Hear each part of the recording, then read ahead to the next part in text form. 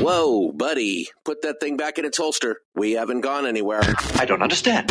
Check out the MichaelDukesShow.com for information on how to get access to the podcast.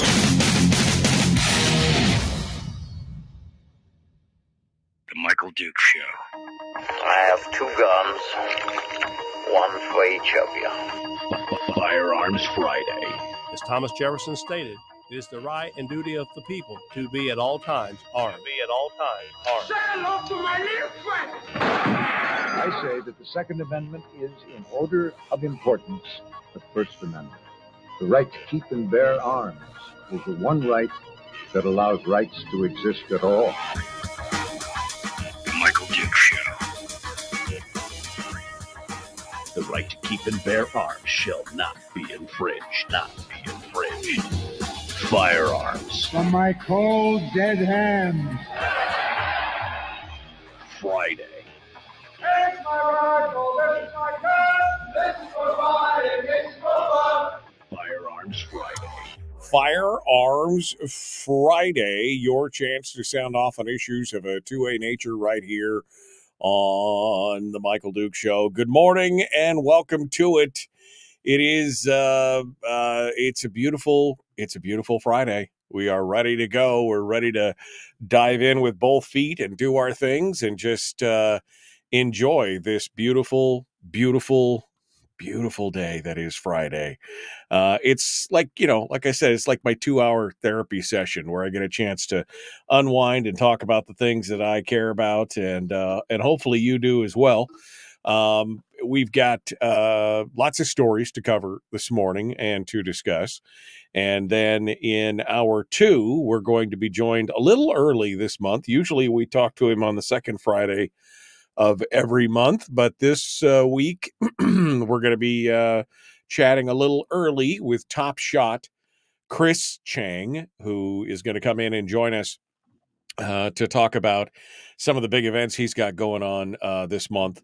And so we'll be chatting with Chris in hour 2. And then, of course, as always, we will finish up with Willie Waffle from wafflemovies.com, who will come on board and be with us, and we'll enjoy that. It'll be fantastic. So look forward to that here at the end of the hour this morning as well. Meanwhile, since it's just you and me in hour 1, I have turned the phones on, and we are ready to take your calls and see what it is that you might want to talk about on this beautiful Firearms Friday today. And see what your thoughts are on anything related to guns, firearms, and the Second Amendment. That's what today's about. Today is all about that kind of discussion. So the number to call, 319-527-3864. 319-527-3864. Now, somebody said yesterday the phone wasn't working, but it was. I think somebody had fat fingered the number because it was working. But anyway, we're all ready to go. So hit us with your thoughts, your discussions, your talking points for today, and we will go through a lot of it. A lot of discussion this morning. Well, what are some of the big headlines? Oh, I did want to say that I was working on getting Reason Magazine's JD Tuchili here on the program this week, but he's feeling a bit under the weather, and so we need to hope that he gets better, because next week we want to discuss with him his latest piece, talking specifically about the ghost gun rules.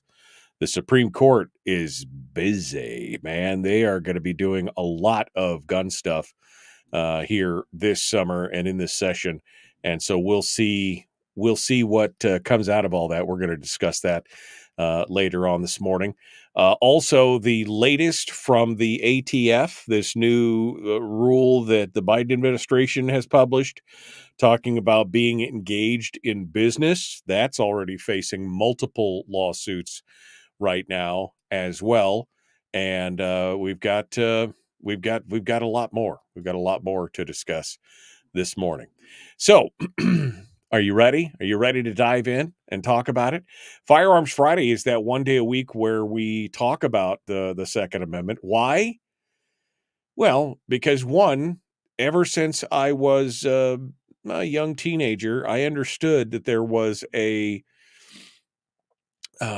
connection between America being, well, I mean, pardon my exceptionalism, but America being the greatest nation on the face of the earth, and the fact that we as citizens were empowered to be able to defend ourselves.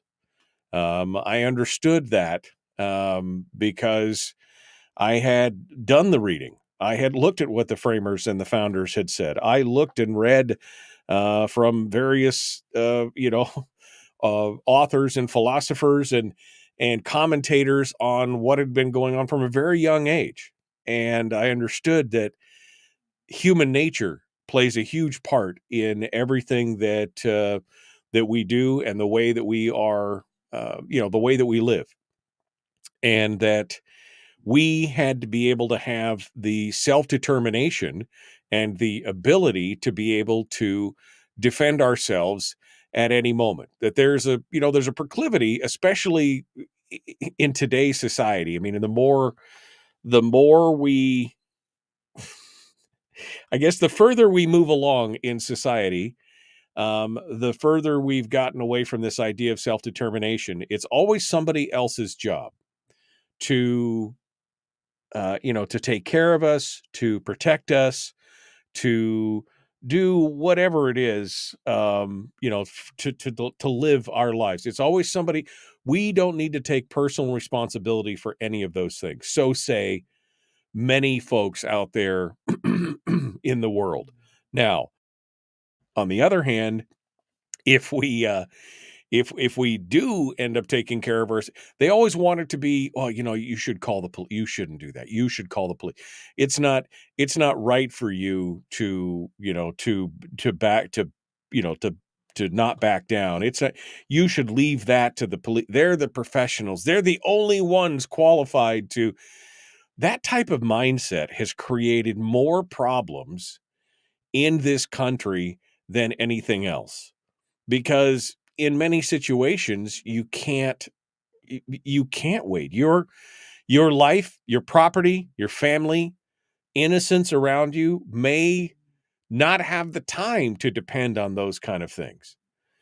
And also the idea that somehow that dependency is good is another problem altogether. We should not be looking to the government to solve all of our problems. This is a much larger problem than firearms. Okay, so let me just preclude that by saying this is a much bigger problem than just dealing with firearms. The dependency on the government to take care of every aspect of our lives is highly problematic, but especially when it comes to defending ourselves, protecting our own, and doing things like that. Now, let me be clear. I'm not talking about vigilantism or anything like that. I'm talking about being able to defend yourself. There's the old axiom that I'm sure we've used on this program a million times, and you've probably heard, that when seconds count, the police are only minutes away. Or why do you carry a gun? Because carrying a cop is too heavy, right? I mean, it's just, these are reasons why you have to be able to defend yourself or have to be prepared to defend yourself and others, is because statistically, there's just absolutely no way that the police can be everywhere at every time, nor would you want them to be. Because if there was enough police officers to, be on every street corner and to basically, you'd have to have a police officer to follow you around all the time kind of thing. I mean, you would be living in a literal police state because the population would be, 50%, some kind of law enforcement or police officer. So you have to be able to be prepared for your own defense and to be able to defend yourself. And that's the whole premise. I mean, and I've understood this from a very, very young age, that it was the ability for man to go out there, and women, but for men and women to go out there and defend themselves. The westward expansion in America, they didn't wait on the government to go and spread westward and to do what they need. They did it themselves. The people, the settlers, they did what they needed to do. Now, did they face challenges? Absolutely. Did all of them make it? Absolutely not. That's the history of the world. Were there bad people amongst all those good people? Absolutely. Again, human nature plays a huge part in this. But I've understood from a very young time that guns, firearms, the right to self-defense, that Lockean idea of we have the absolute right to defend ourselves and our loved ones from attacks, from footpads, from brigands, from bad guys, from oppressive governments, we've had that right. It is inexorably tied to the DNA of the American experience. And that is slowly but surely, it has been crushed over the last, 100 years in this country. I mean, we're really one of the last countries where it's even conceivable that the citizenry might take personal responsibility to be armed, might be called up at any moment. I mean, I guess the modern day equivalent of watching what's happened with this would be in Ukraine, right? Because they were not a gun-friendly regime.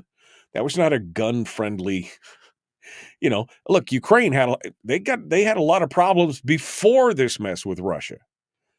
But the moment it became apparent that what happened? Well, they busted out the arms and the citizens got busy. And if they survive this, I mean, I hope they do, if they are able to finally repel this attack and turn it back and do everything else, do you think that those people will go back to being complacently disarmed and ungunned? I don't think so. I don't think so.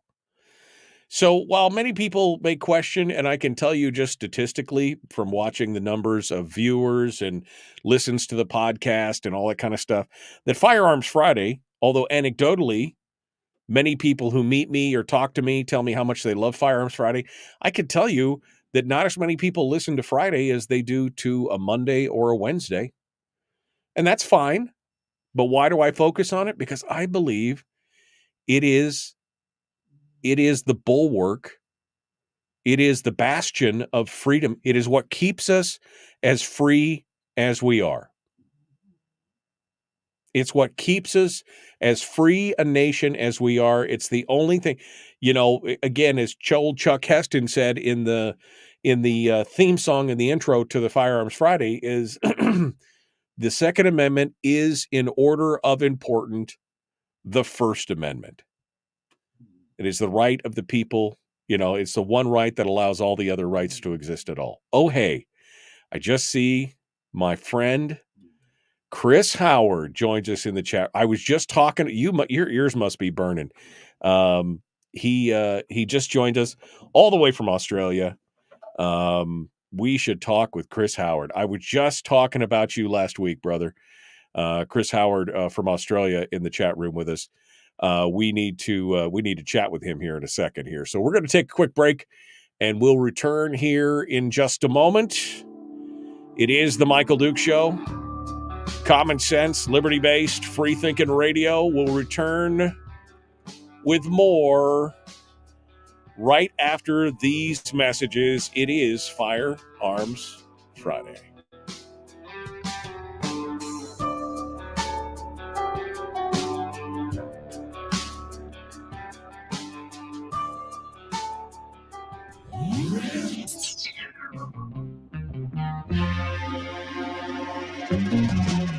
Running on 100% pure beard power. Oh, also some coffee. We dip our beard in coffee. Ha, nice beard. The Michael Duke Show.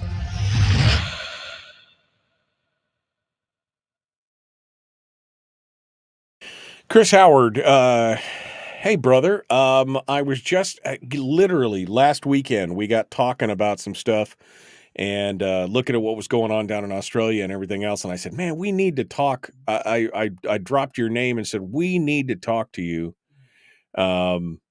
It's an interesting thing. And Rick has just gone a step further. He really did talk about you last week. Do you have time to call in? Chris, I don't know what it is or what you're doing right now. But if you are interested, I could shoot you a link over, and you can, if you've got a phone with a camera on it, we could do a quick chit chat if you want to give us a quick update, or we can set up a time for, next Friday or the Friday after, whatever your schedule looks like. But I'd love to talk to you, man. It's been a while. And, it's good. It's good. Okay. Whew. All right. Can we do next Friday? Absolutely. Next Friday would be right about this same time next Friday. I will send you I'll send you a video link. What time? I don't even know what time it is in Australia right now. Quite honestly, I guess I'm a little, I guess I'm a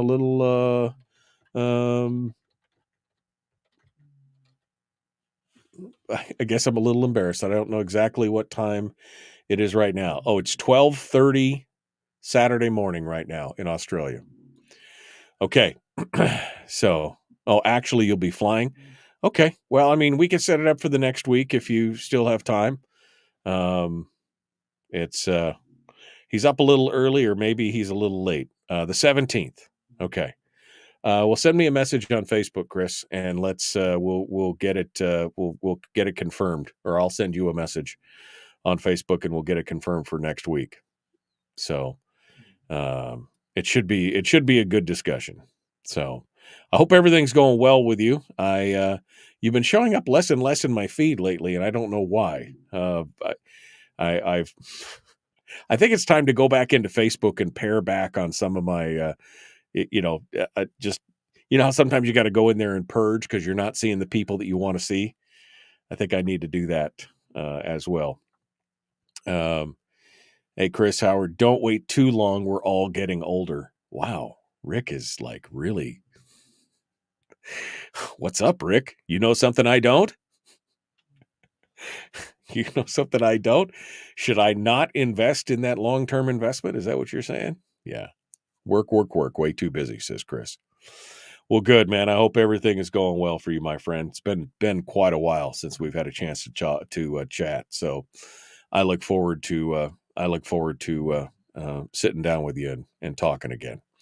So thank you so much. All right, let me go back here this morning and see what else you guys have been saying, if anything here.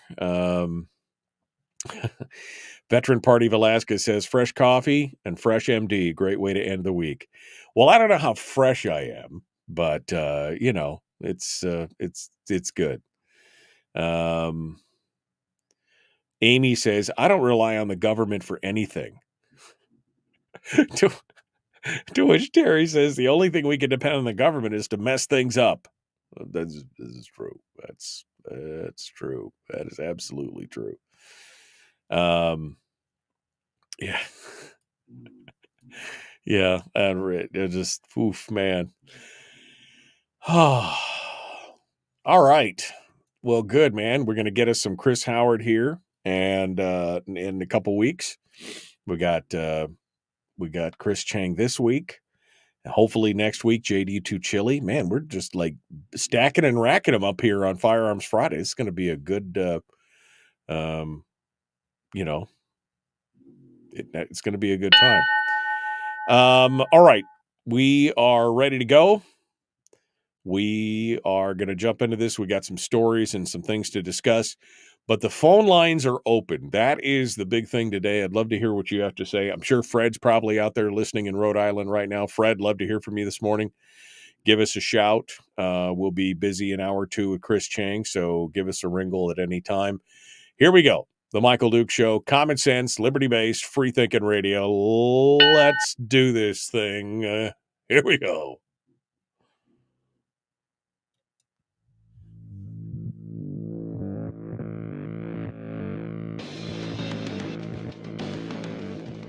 What the hell's an assault weapon? What isn't? If I assault you with a penguin, doesn't that make it an assault weapon? Does this mean that if we hurt your feelings, you'd consider the Michael Dukes Show assault radio? Okay, we can live with that. Here's Michael Dukes.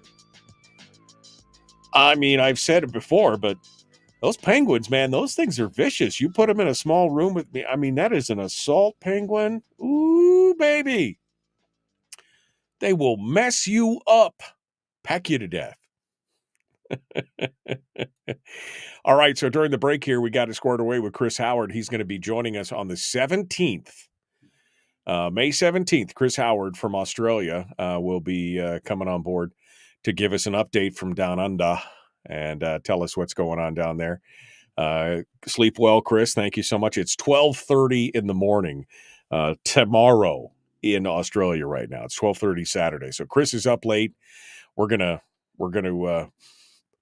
wreck his sleep in 2 weeks. He's gonna be with us, till 1 o'clock in the morning.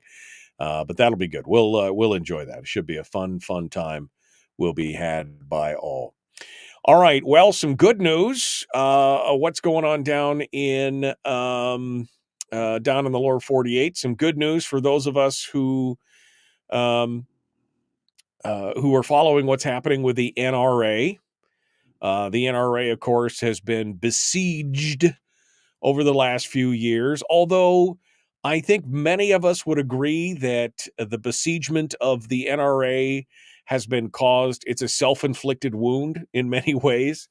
The actions of the NRA, especially the executive director and the board, they kind of brought a lot of this on themselves, and those anti-gunners and those progressives on the left have taken advantage of it to try and leverage the kind of foolishness that we've seen from the NRA over the last decade or so, decade and a half, 2 decades.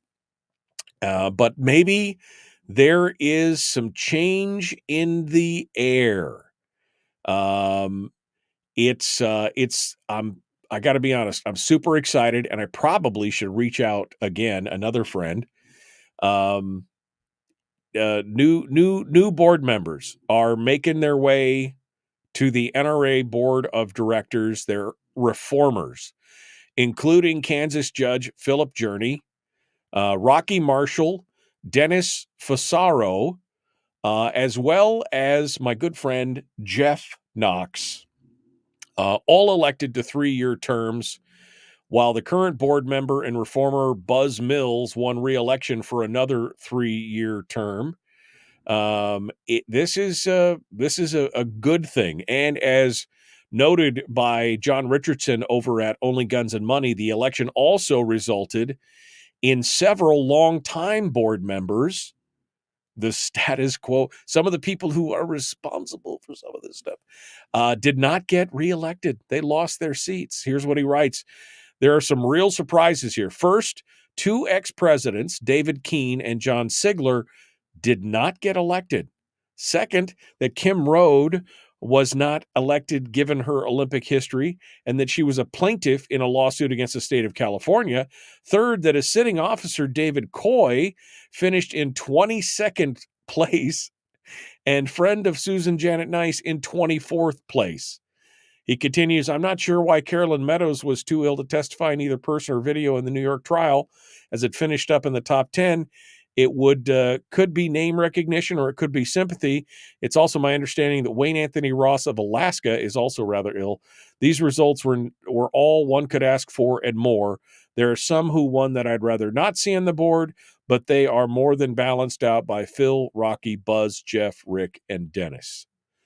So some good moves right now as the NRA continues to struggle with the pressure brought by the lawsuit from the New York Attorney General Letitia James.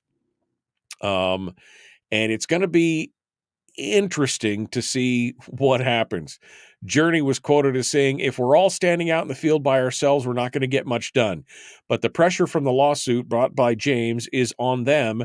And though I know the judge will not disband the NRA, he could very well dissolve the board or put special masters in charge of us, overseeing us to make sure no one's buying $250,000 suits or flying Gulfstreams again, which was one of the things that Wayne LaPierre was, infamous. It was infamous. He had a $500,000 budget for clothing.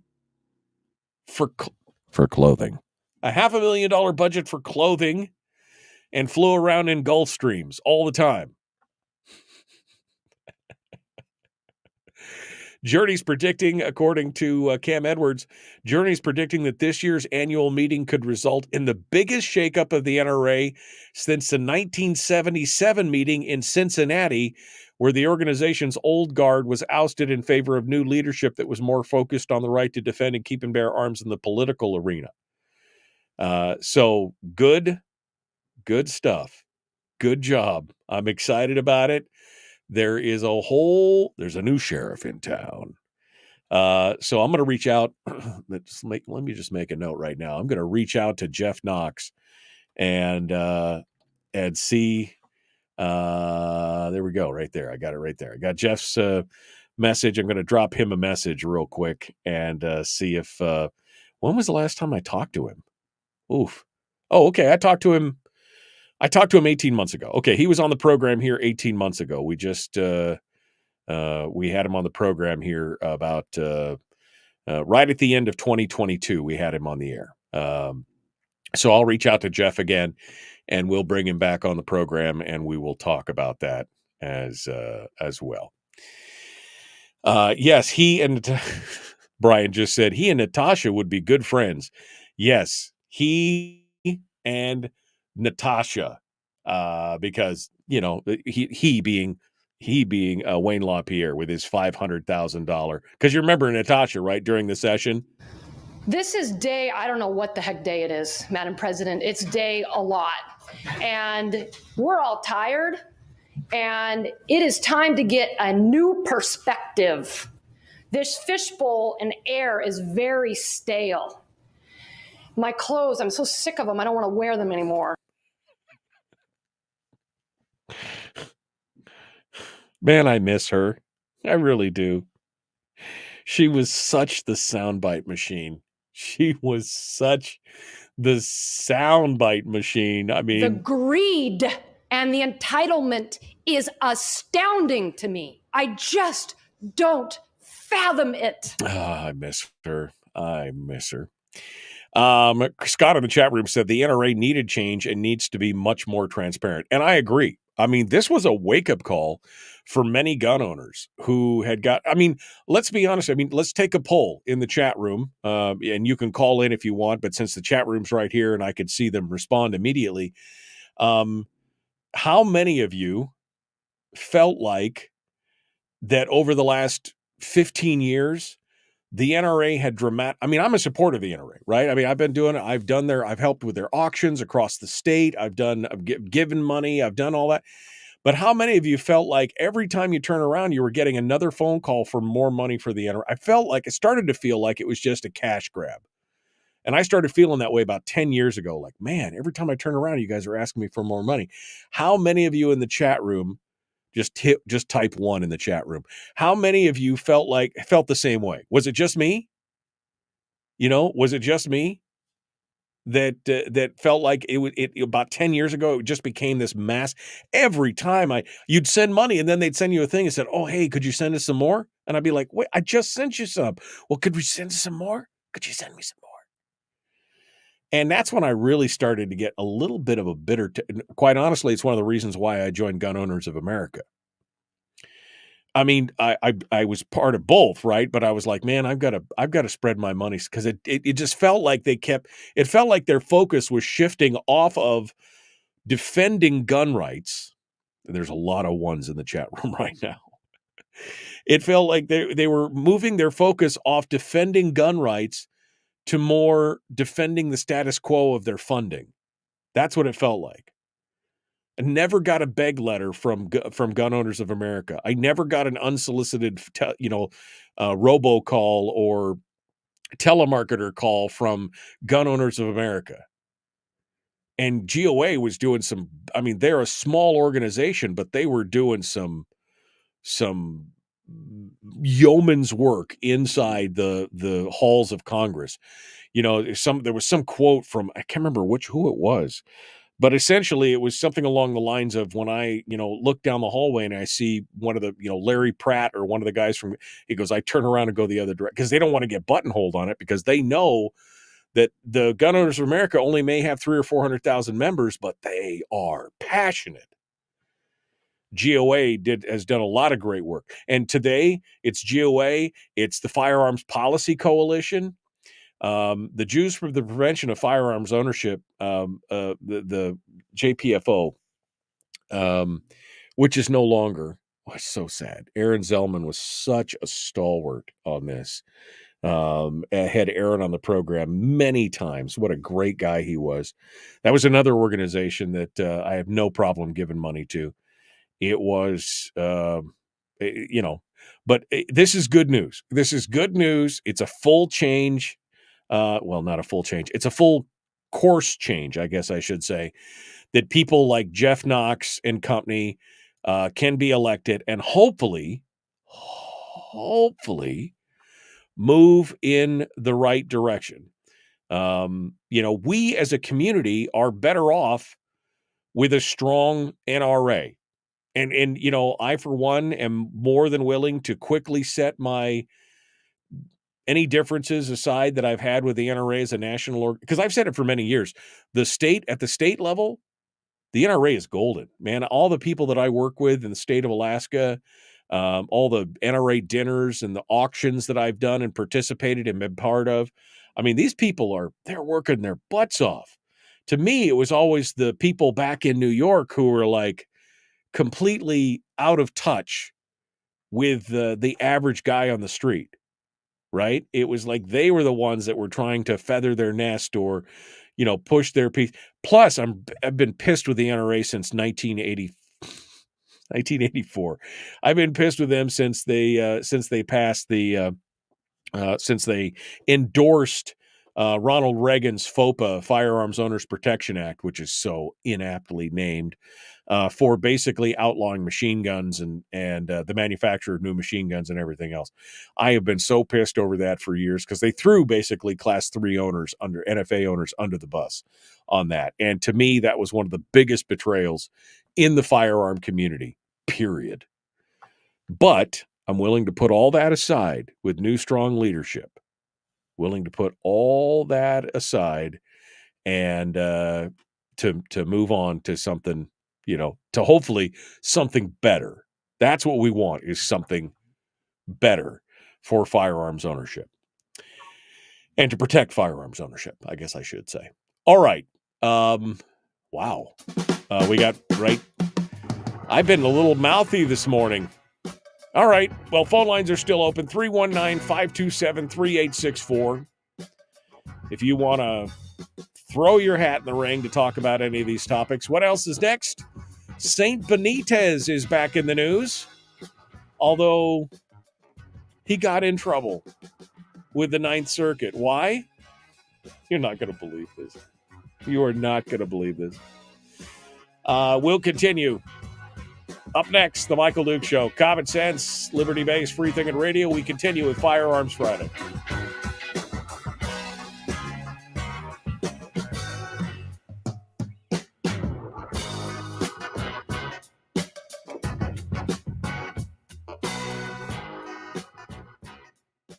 If you missed the show, you can listen to it on your time with Dukes On Demand.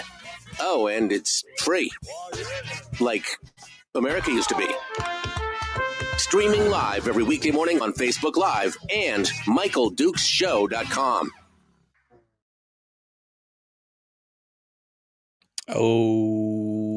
Okay, fine. Hello, my pretties. And your little dog, too.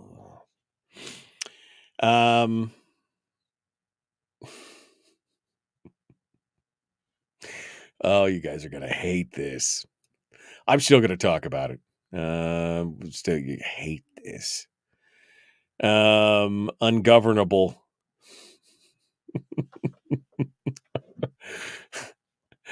You guys can't even follow simple instructions. He's like, Bill, everybody else is one, and Bill's like, emoji, and Brian's like, nice emoji. And so then they're emojiing back and forth.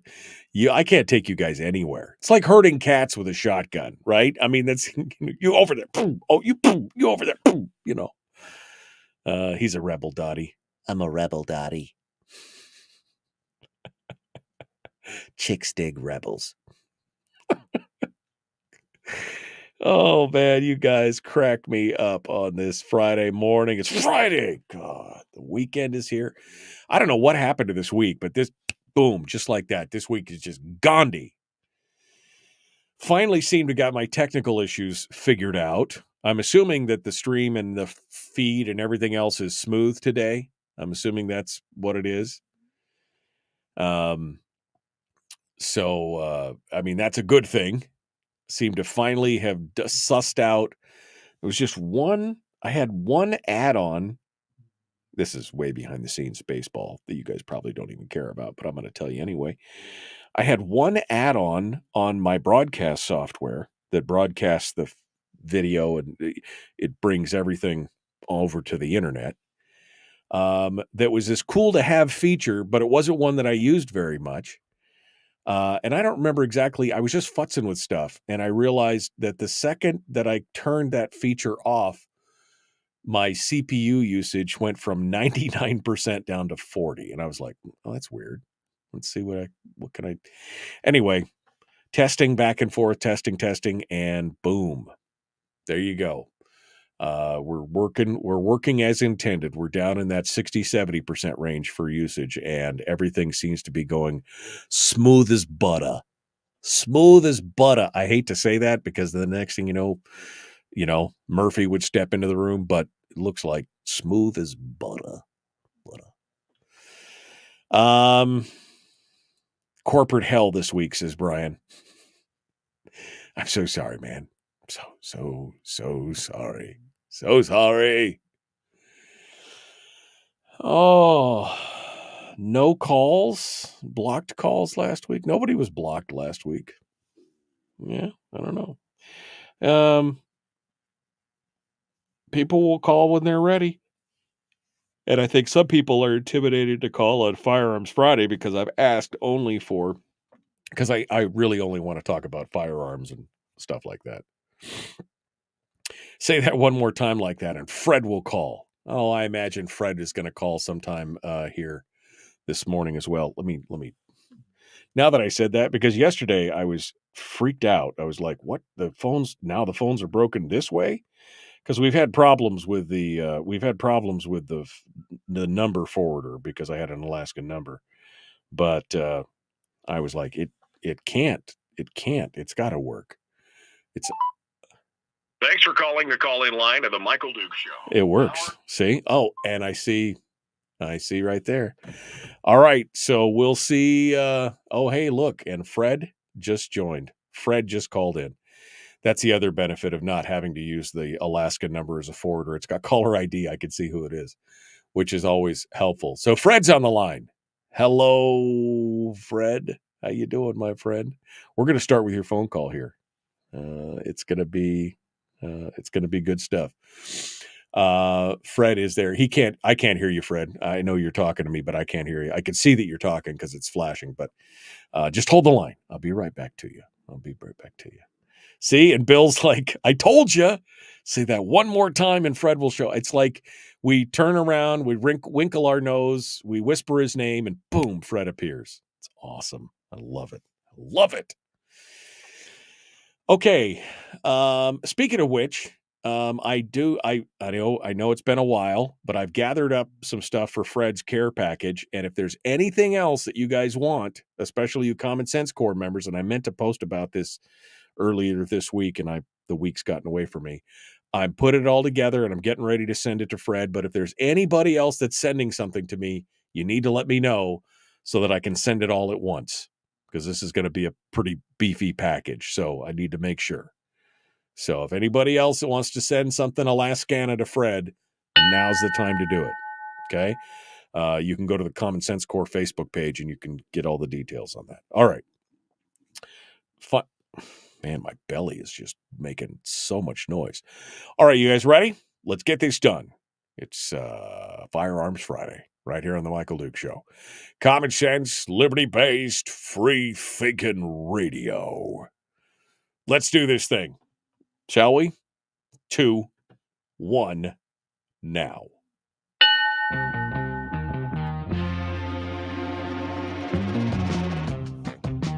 What the hell is an assault weapon? Does that mean that if we hurt your feelings, you should consider the Michael Dukes Show assault radio?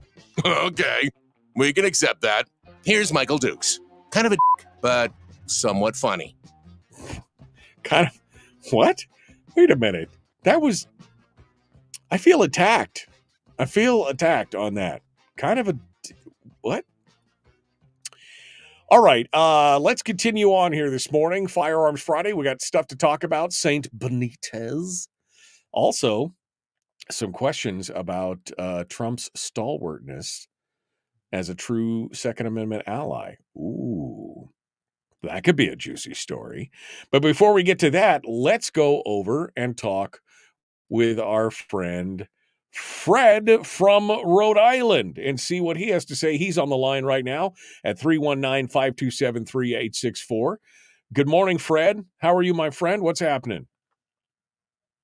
Morning, Mike. You mentioned earlier about the whole thing with, I guess you could call it complacency in the American society today, as to people not taking their own actions, their own ability and their own actions to defend themselves and take care of themselves, and try to pass the buck on everybody else.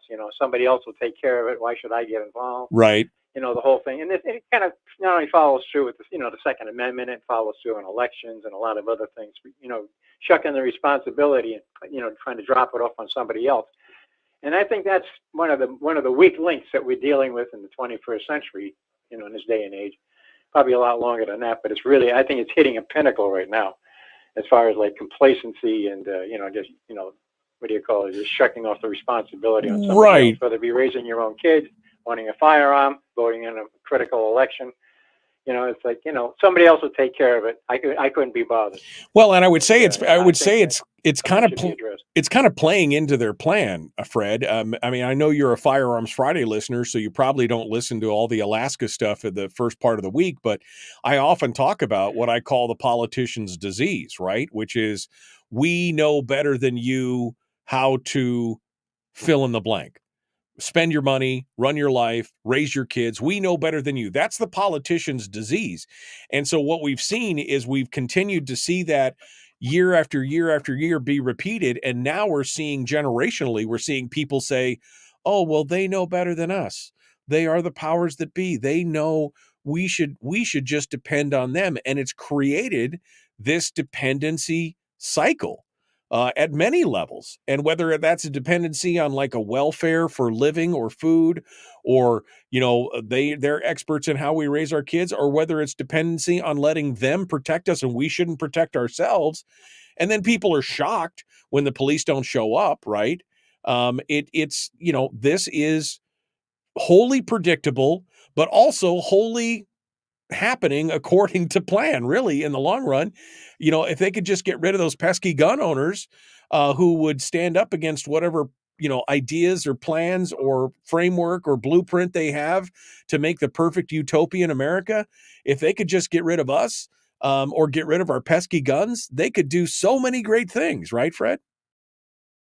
Oh, yeah, absolutely. Well, you saw it during the 2020 riots, the Antifa and the Black Lives Matter nonsense that all took place, back then. And they called up for police protection, police help, and they said they couldn't do it because they were too overwhelmed at the time. I mean, that was a wake-up call to a lot of people on the left side of the line. That this is. Oh yeah. They were never expecting that to ever happen, and lo and behold, it happened. And so they really got the shock of their life on that one, which brought a lot of them over to the 2A community, saying, well, we have to arm ourselves, and then they got the wake-up call, and they'll sniff a reality that getting your hands on a gun isn't as easy as you think it is. There's a lot of paperwork, a lot of background checks. You just can't walk in like Obama put it. It's easier to go get a gun than a library book. Well, where he's coming from. He's coming from the land of no knowledge at all. Right. But like so many others on that realm, the progressive realm. And the thing that gets me is, in this day and age, and socialism and the communism, approach especially with these campus protests. This whole thing is, this whole Gaza nonsense, where they're sitting there and they're backing it up. Now they sit there and they claim that the Palestinians are being unruly, destroyed. And again, who started this whole conflict? Who started it? It was Hamas. And why doesn't if the Palestinians are so eager to survive and do well and get along in the world with everybody, why don't they go after Hamas? Why don't they call them out? I know they elected them into the government body, but now that they see who they really are, hiding behind the skirts of the women of Gaza to protect themselves from Israeli retaliation. Right. This is who they really are. I'm not sitting there and I'm not pointing the finger at anybody, but facts are facts, and truth is truth, and what is what is. And it's time that these kids have just been swayed by outside influence. I don't understand how these college presidents can allow outside influencers to come onto their territory and create the chaos they create without going after them for criminal trespass. Come on, Fred. This is a feature, not a bug. Okay, this is working as intended. You've got and all you have to do is watch you watch 30 minutes worth of video on the internet of people actually interviewing some of these protesters, and you realize that most of them have no idea what's going on. They're joiners. Absolutely. They're just there because their fellow students are free. And that's being leveraged. That is absolutely being leveraged out there in this situation as just an example. And this, again, goes right back to that dependency thing. They're looking to the government. They're looking to, all these guys to fix their problems. And their idea is that somehow if we block a street or a roadway or we occupy a campus or do whatever, that somehow that's going to fix the situation somewhere halfway around the world. I mean, it's just not realistic, but that's the world we're living in today, Fred. Yeah, you're absolutely right. You know, you hit the nail on the head again. But like I say, as far as we're concerned in this country, you know, we have to stand up for ourselves on all aspects. You know, whether it be self-defense, whether it be self-reliance, you know, to provide for ourselves and our families and our communities and our country. But like I say, it's shrug it off on somebody else, and it's become like a disease. I'd say it's definitely ingrained itself in society as a disease. Yeah. Worse than COVID, worse than polio, worse than anything else. And Yeah. it has that self-destruct aspect to it. Well, I think it should be recognized and something done about it. I do have some hope, Fred. I do have some hope that there's that quiet, unwashed mass in the middle, right? That don't really get involved in political things. They're not vocal, right? They're not on the left, doing the protests and burning down cities. They're not on the right marching with their firearms, but they're kind of in the middle, and they mostly just want to be left alone.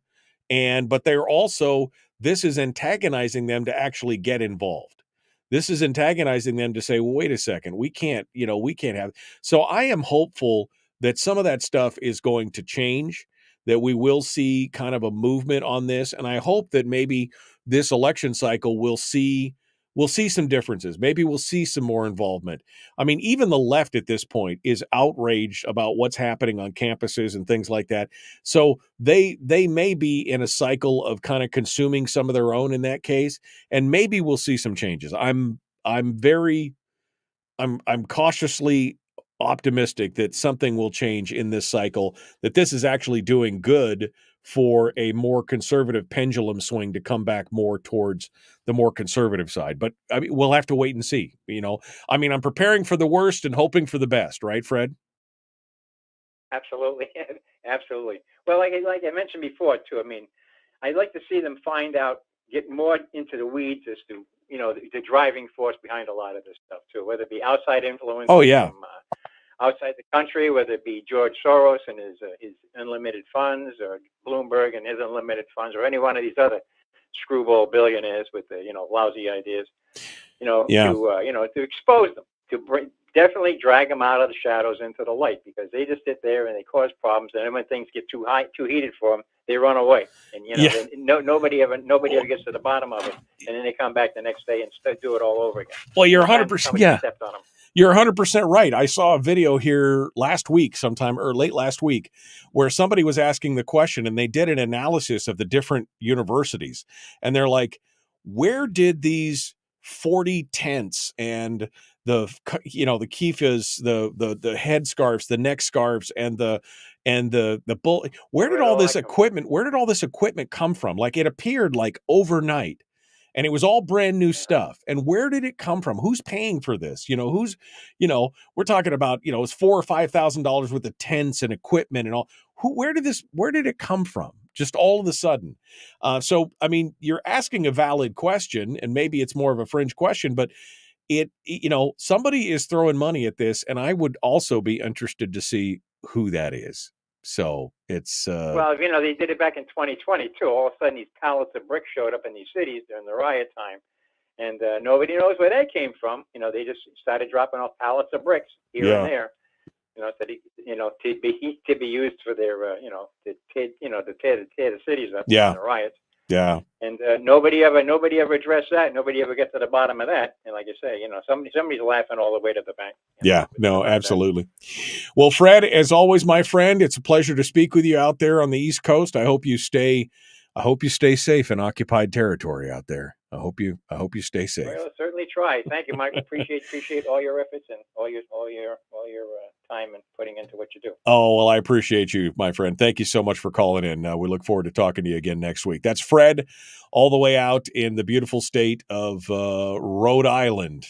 Rhode Island. That's it's a tough time out there. All participants are muted. Whoa, sister. Whoa, you just stepped back there. Phone lines are open, 319-527-3864, 319-527-3864. We're coming up against the top of the hour break, and we got more coming up. Chris Cheng is going to be joining us in hour 2, and then Willie Waffle from wafflemovies.com When we come back, we'll talk a little bit about St. Benitez, talk a little bit about the credentials of Trump's 2A credibility, I guess we'll say. We'll see what's that.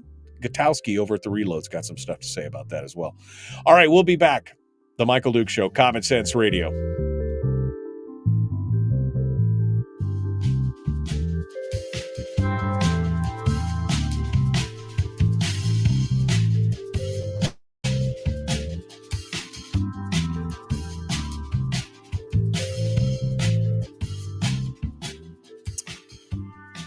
Okay, Scott in the chat room just said, heads up, Scott Kawasaki stripped a House election bill to foist the same-day registration with very weak proof you live in the district. It's an election fraudster's dream. He says, get me on Monday to talk about it, please. Scott, I'm sorry to say that Monday is already full, although, well, let me, because Melissa Burnett is going to be on early on Monday in the first hour. And then I've got Rob Myers in hour 2. But let me see if I can squeeze you on the end of hour 1, Scott. Maybe we'll do Melissa for a segment or so, segment and a half, because she's going to talk about the big, special election in Fairbanks. But let's see if I can. Let's tentatively plan, Scott, on you joining us at about 20 minutes to 7 on Monday. Okay. I don't know. Are we friends on Facebook, Scott? I don't know if we are. I'm not sure. Let me look here real quick. We are not friends on Facebook. But if you could send me an email, Scott, with your email address, me@michaeldukeshow.com, me@michaeldukeshow.com. It's right there below your name. See it right there, me@michaeldukeshow.com. If you'll send me an email, I will, with your email address, obviously I'll know it once you send me an email, I will send you an invite on Monday morning. Okay?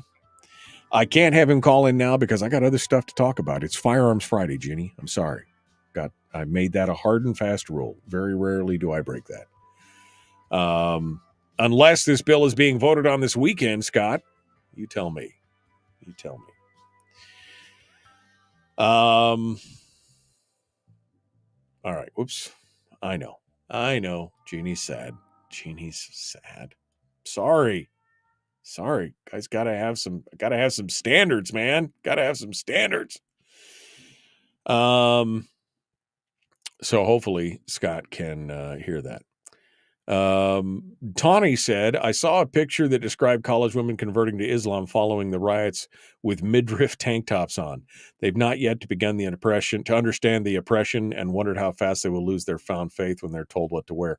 I had to laugh. There was a picture, I don't remember which university it was, but all the protesters lined up on rugs and knelt down facing Mecca and did all that stuff. And I'm like, do you guys even do you understand, bro?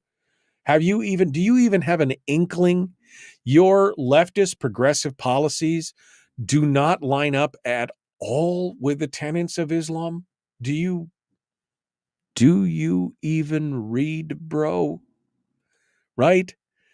And they're all, I mean, do you even understand? And there's protesters running around saying, we are Hamas. We support them. We are one with them. And I'm like, really? Do you even know what they're doing? Do you even understand, bro? So yeah, I saw that, Tawny, and I'm just like, you have no, I mean, and again, that's the idiocy of people flying the Palestinian flag, the Hamas flag, and the rainbow flag all at the same time. And I'm like, do you understand that they would find the highest building and pitch you off of it? You're flying that rainbow flag? You want to talk about America is so intolerant. Oh, yeah? Try that in Iran. Try that in, Lebanon. Try that in... Just try it. Just try it, bro. See what happens. Oh, it's why as messed up as America is in so many ways, it's why we still love, we still love America. It's why it's still the freest place in the world. Bill's, geez, Jeannie, no politics on Firearms Friday. What next? 2 shows a week with Brad? I don't think we could handle that, quite honestly. I don't think that we could handle 2 shows a week with Brad. There'd be like a Jonestown incident. At that point, people are just like, I can't take it anymore. Drink the Kool-Aid. Horrible. Is that too soon? Too soon for some of you? All right. Oh man, Saint Benitez. We're going to talk about Donald Trump, and we will. Speaking of the campuses, they found some guns in these college protests on campus. The University of South Florida campus on Tuesday, they busted one guy, 39-year-old Atta Othman, 40 years old, 39 years old. I don't think he was a college student, more than likely, but he was carrying a gun in his waistband. He's under arrest. And then over in Austin, Texas, University of Texas says that guns were found in a hidden breezeway. They were found hidden in a breezeway, along with large rocks, bricks, steel reinforced planks, mallets, chairs. They were ready. They were going to go to town. They were going to war.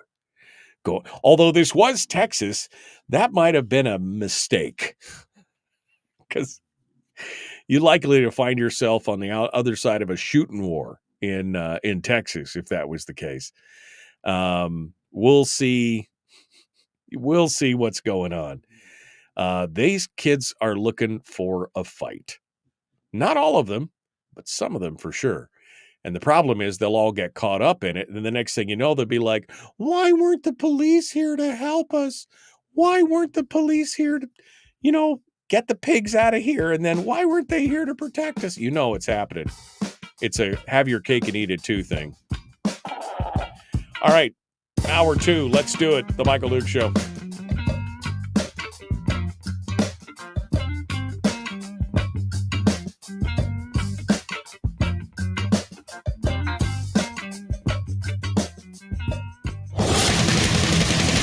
Whoa, buddy. Put that thing back in its holster. We haven't gone anywhere. I don't understand. Check out the MichaelDukesShow.com for information on how to get access to the podcast.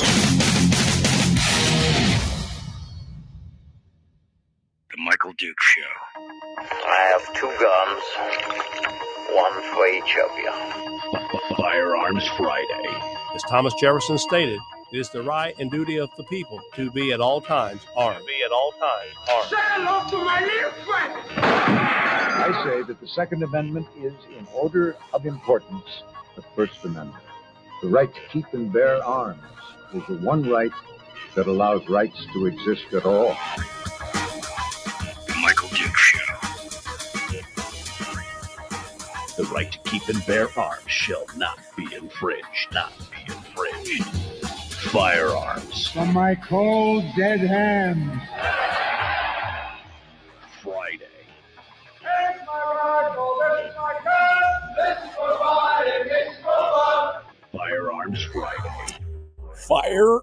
Firearms Friday. Welcome back to the program. It is hour 2 of the big radio show, this favorite day of the week where you and I get a chance to sit down and talk about guns, firearms, the Second Amendment, the importance of the right to self-determination, self-defense, and, the greatest inalienable right we've been given by our Creator. Just in case you were wondering, not granted by the government. No. See, that's a misnomer that many people, that's a trap that many people fall into. What the government giveth, the government can take away. But see, the framers and founders, they were some smart critters. They told you, no, these rights were not given by government. They are inalienable. They are built into us. They are baked into us by the Creator. Those are things that are, foundational to being a human being. And that includes the right to keep and bear arms. That is an inalienable right. And I'm pretty excited. It's like, and I hate to repeat myself, but it's the definition of saying, it's like saying your birth certificate, right? Your birth certificate didn't bring you to life. It didn't give you life. It just delineates the fact that you were born on such and such a day in such a place. That's what the Second Amendment does. It doesn't give you the right. It delineates the right and says, here you are. This is your right, and it shall not be infringed. It's a stricture on government. It's not a stricture on you. It's a stricture on government. And we're starting to see some movement on that, thank God, with Bruin and McDonald and Heller and these other decisions. I'm kind of excited about that. On top of that, SCOTUS has now scheduled a case for the conferences for May the 16th. The Supreme Court is going to take up Bianchi versus Brown, which has challenged Maryland's ban on assault weapons. So it's an assault weapons ban case that's going to be taken up by the Supreme Court. I'm kind of excited about this. Second Amendment Foundation founder and executive VP Galen Gottlieb says he's encouraged that the 5 cases have been distributed for the same conference. There's a bunch of different cases. The Supreme Court is also looking at Barnett versus Raoul, and several others. And as J.D. Tuccilli reports for Reason Magazine, the Supreme Court is also going to take up the ATF's unilateral ghost gun rules. And according to J.D., the lower courts have been extremely skeptical of the attempts to regulate unfinished parts as firearms, essentially saying anything that can be converted is essentially a firearm, which would make most of Home Depot illegal, right? Most of Home Depot would then become illegal in that case. So they're going to take up the case of Garland v. Vanderstock, which is, again, a case about ghost guns. So there's a lot of cases that are flowing into the Supreme Court right now that are looking like this could be a very, very good year for gun rights in this country. Very exciting in that regard.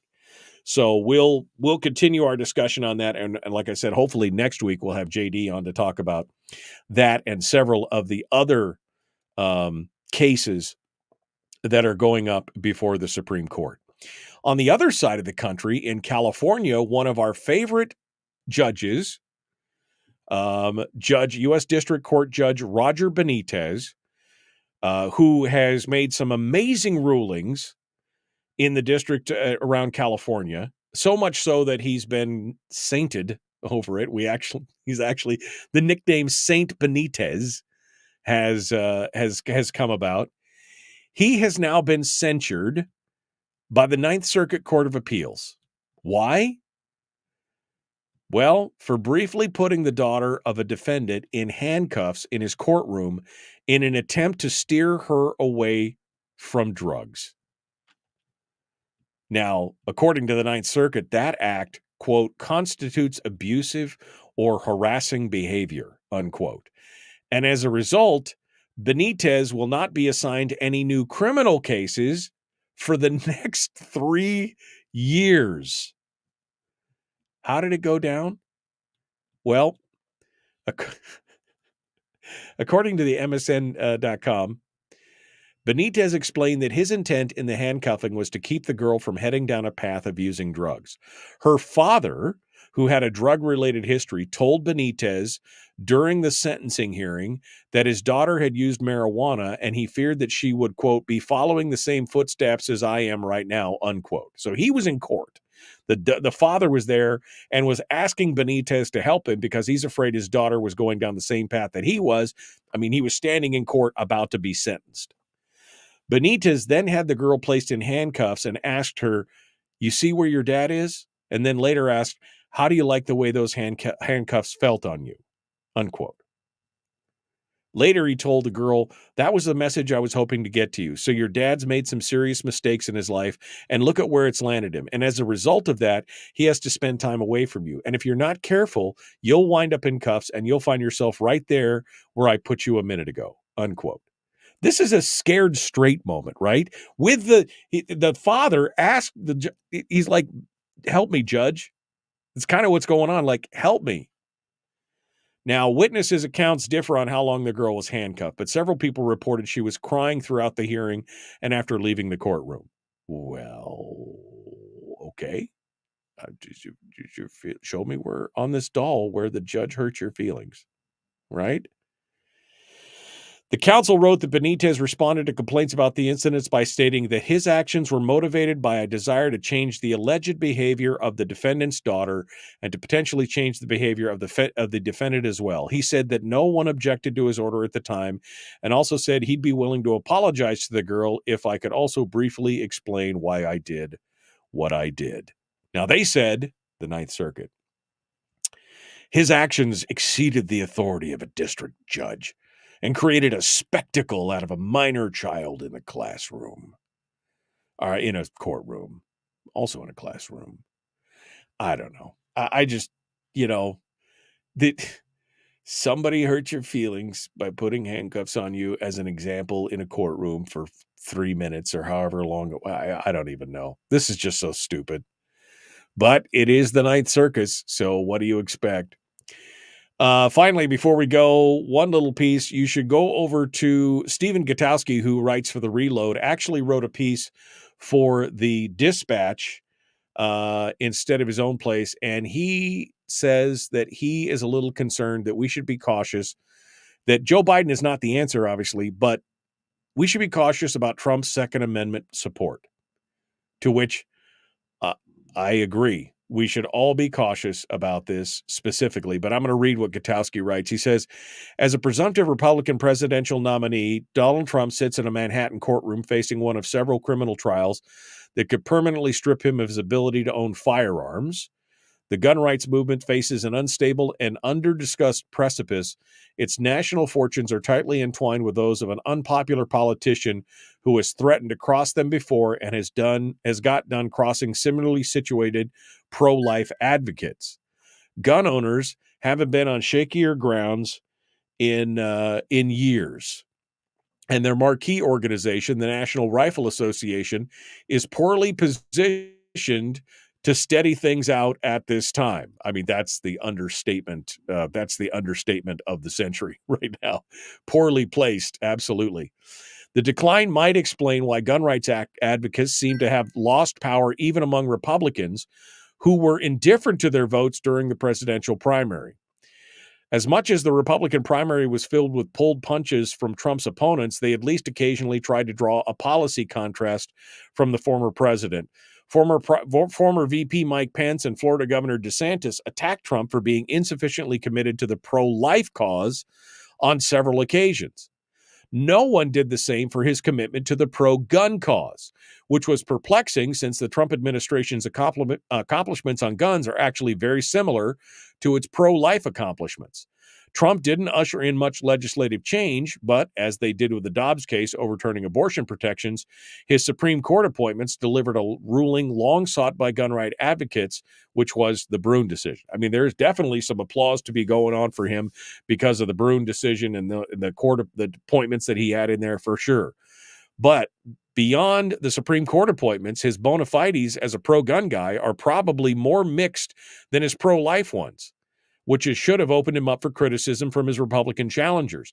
Though he signed a bill rolling back an Obama-era restriction and established gun manufacturers as essential businesses during the pandemic, he also unilaterally imposed the bump stock ban using ATF rulemaking to bypass Congress. That's currently being he was the first president to do that, by the way, to use administrative rulemaking as a way to bypass Congress, and he has opened the floodgate for that. So that's a strike against him. The fact that he wanted to ban bump stock, that's against him. And what he doesn't even mention in here is during the red flag laws, he goes on to talk about how they are just going to take the guns and worry about due process later. That's a problem. And again, it's not that I don't think you shouldn't support him, but you need to have an honest conversation about how he's not as pro-gun, not as pro-life, not as again, is he better than the other guy? Yes. But I'll ask you again, is the lesser of two evils still evil? Asking for a friend. Maybe Chris will know the answer to that one. I don't know. Is the lesser of two evils still? It's like being asked, would you like a poop sandwich or a diarrhea milkshake? Could I have neither, please? Neither. Is there a third choice? I'd really like a third choice. And maybe, no, I'm just not interested in that. Thank you so much. All right, we're going to continue on here. Chris Cheng, Top Shot Champion, Season 4, is going to be joining us here in just a hot second. We're going to go. The Michael Duke Show. Common sense, liberty-based, free-thinking radio.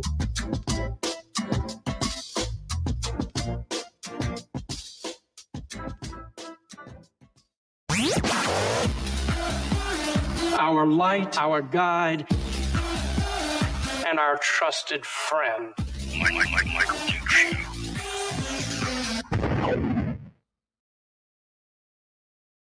All right, Chris Cheng, Top Shot Champion, Season 4,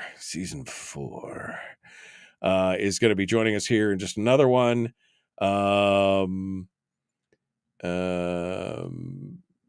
Suppressors are another case coming that looks to be delisted from the NFA. I believe that's why the ATF approvals are as quick as 24 to 48 hours. They're trying to get that tax stamp money while they can. It's possible. I mean, they literally went from being 10 months on a wait list for a can to get a suppressor to 24 to 48 hours. I saw a video on it again the other day. I mean, it's insane. All of a sudden it's like, what? One guy was like, yeah, he goes, I'm still waiting for the one that I put on the thing 8 months ago, and I went to buy another one, and I had it in 2 days.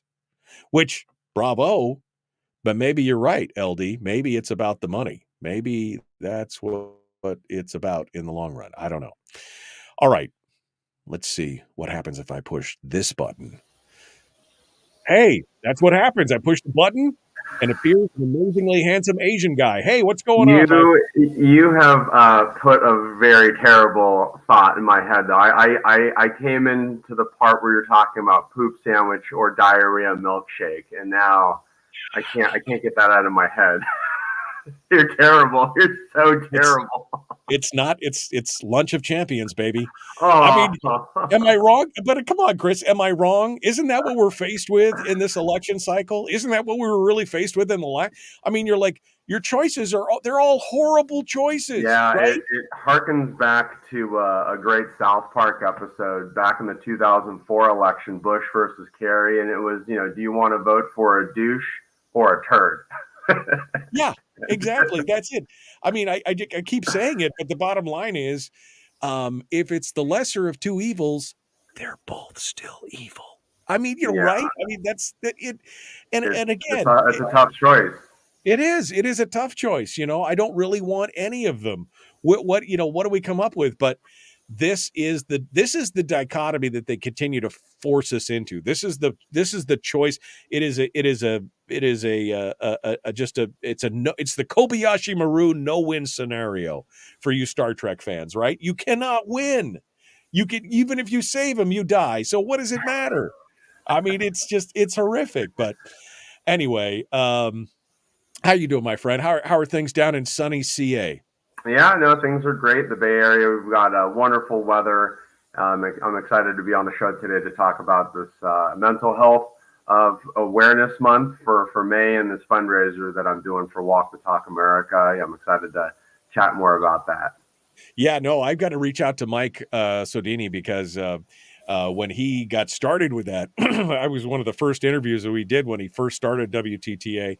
And I think it is so important that we focus on that component, because nobody ever really talks about it, right? I mean, they talk about it in passing, or it's a mental health. It's always the guns issue. It's not the mental health issue, and those two things need to go hand in hand. You always need to be talking about that, and we as in the gun community need to police our own a little better in helping people who are going through tough times as well. So it's gonna be good.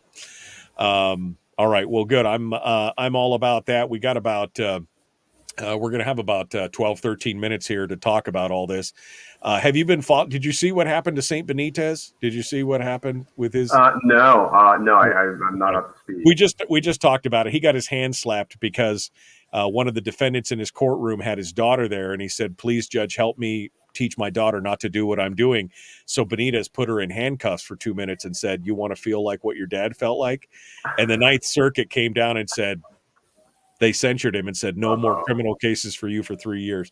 But it's just the most ridiculous thing. The dad asked for the help from the judge. And it's madness, man. And the Supreme Court, of course, taking up all these cases. Look at all the cases they're going to be covering in this session, man. There's like 5 or 6 cases in there. I'm kind of excited about it. So anything else you want to talk about, but we'll start with the WTTA stuff and we'll go on from there. So yeah, very good. Hold the line, my friend. I'm going to mute you for just a second here so we don't get too far along. And your laughter doesn't spill out across the airwaves because I'm about to slap on the protection guns. All right, the Michael Dukes Show continues. You're home for common sense, liberty-based, free-thinking radio. Like, share, ring the bell, subscribe, do all those things. Let's go to it. Here we go. Put a pistol on a brace, it turns into a gun. Makes it more. You can have a higher caliber weapon, a higher caliber bullet coming out of that gun. It's essentially turned it into a short barrel rifle, which has been a weapon of choice by a number of mass shooters. What you just said is one of the most insanely idiotic things I have ever heard. At no point in your rambling, incoherent response were you even close to anything that could be considered a rational thought.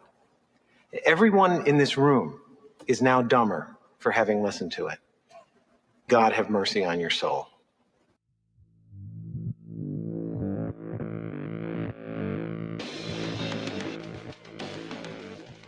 What the hell's an assault weapon? You know, if we could just figure out how to get all of the murder guns and the attack guns and not keep selling those to people and just sell protection guns, I think that would be great and solve a lot of problems. Does this mean that if we hurt your feelings, you'd consider the Michael Dukes Show assault radio? Okay, we can live with that. Here's Michael Dukes. Oh, yeah, that never gets old. Never gets old. All right, we are joined this morning by my friend Chris Cheng, Top Shot champion from season 4 of the television show Top Shot on the History Channel. Of course, author of the book Shoot to Win. Here to talk with us today about all things gun. And we're going to start off today with the Walk the Talk America mental health stuff, some important things. Good morning, my friend. Good morning. Thanks for having me on. Well, thanks for coming on. So you got a big fundraiser coming up. Normally you're on the second Friday of each month. I don't know if we're going to hold you over to that. You're going to have to show up next week or not. But you're here to give us a little bit of a preview because you got some important things happening this week. So let's talk about it. Yeah, I'm issuing a big challenge to the gun community to raise $100,000 between May 1st and May 8th. And so this $100,000 is for a nonprofit organization called Walk the Talk America. And Walk the Talk, they provide not only continuing education credits for frontline mental health practitioners, but they also provide free mental health screenings for gun owners. It's anonymous. You can basically go to the WTTA.org website. You can take a free mental health screening. And depending on your answers, and again, it's free and anonymous, but depending on your answers, right, different resources will come up for mental health therapists and treatment in case, you need that kind of help.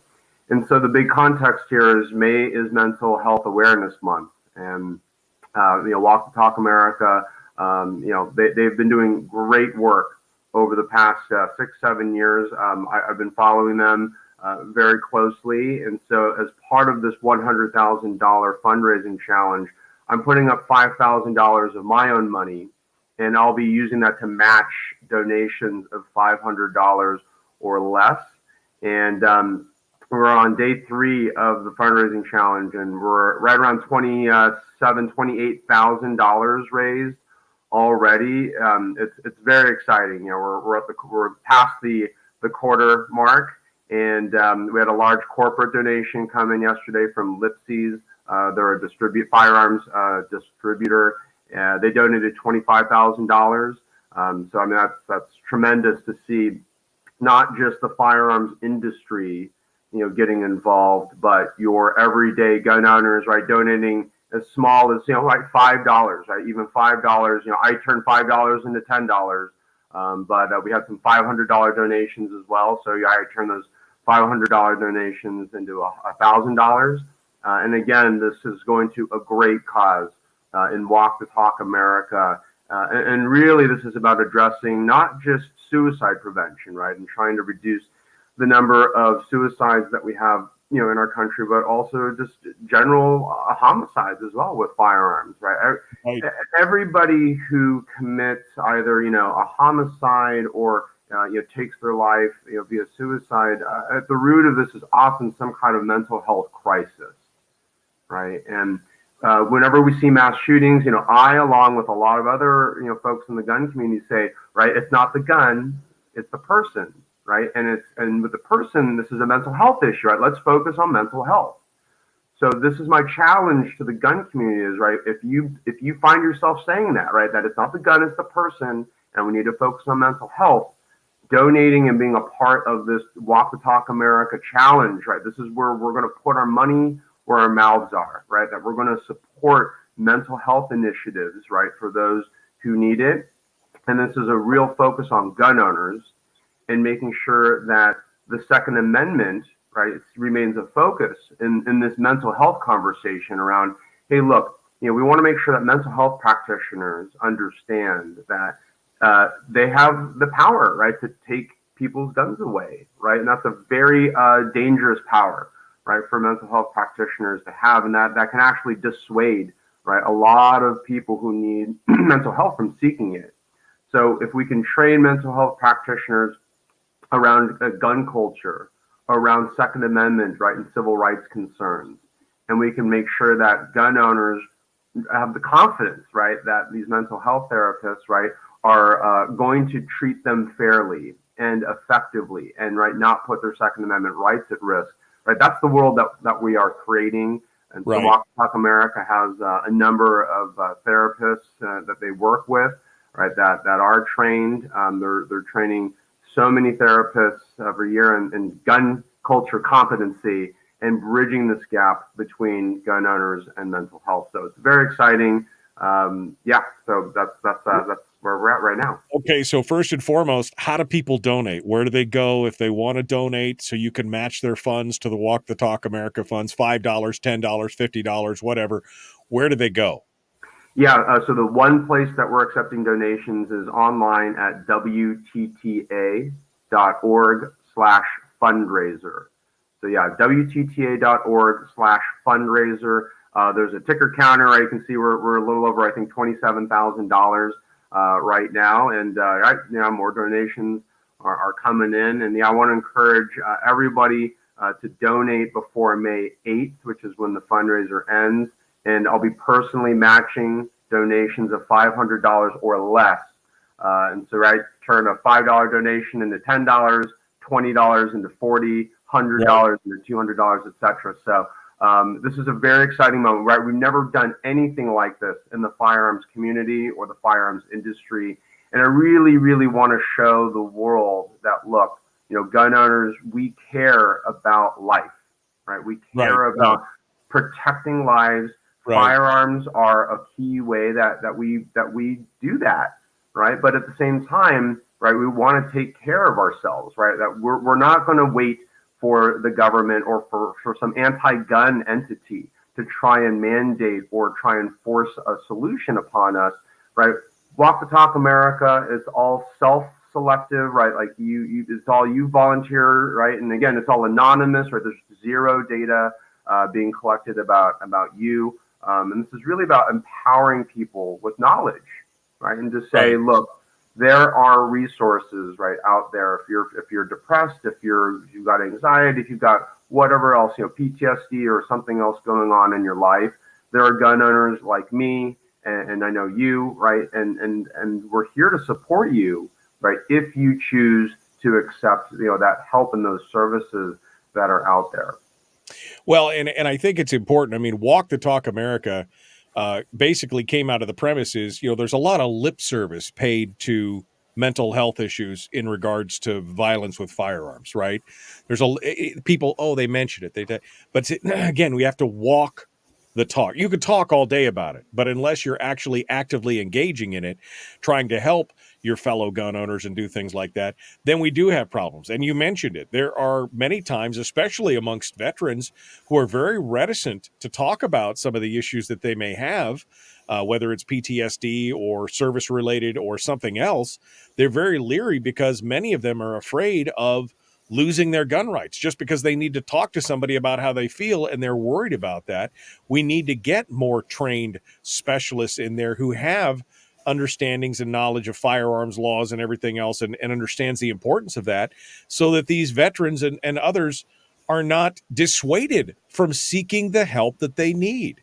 Absolutely. And Walk the Talk is doing a good job with that. And so the Walk the Talk has created very key partnerships with the VA, with the National Shooting Sports Foundation, the American Foundation for Suicide Prevention, and a number of other players in this space to make sure that Walk the Talk is able to, insert this gun culture competency component, and making sure that all of these organizations, are considering the constitutional right, that we have around firearms. But at the same time, we want to make sure that people are staying safe, and taking care of not just their physical selves, but also our mental selves as well. And Walk the Talk is an amazing organization. And again, we have until May 8th to hit that $100,000 fundraising goal. WTTA.org/fundraiser. And I'm still matching donations of $500 or less. And it's just been very encouraging and extremely exciting to see this first ever mental health fundraiser, driven by the firearms industry and by the gun community, We're bringing everybody together, whether you're, an individual gun owner, whether you're a gun shop, or your industry, a manufacturer, a distributor. So it's very exciting, and I hope all your listeners here will participate by going to WTTA.org/fundraiser and donating today. Yeah, now's the time to put our money where our mouth is. I mean, a $5 Starbucks coffee could turn into $10 worth of donation to WTTA with the help of Chris Cheng and with you. And so I'll be, as soon as the show's over this morning, I'll be dialing over to WTTA.org/fundraiser, and I'll be dropping a little money in the kitty to take money out of Chris's pocket, because he doesn't need that money. He's, you're world famous, buddy. You don't need that money anymore. It's fine.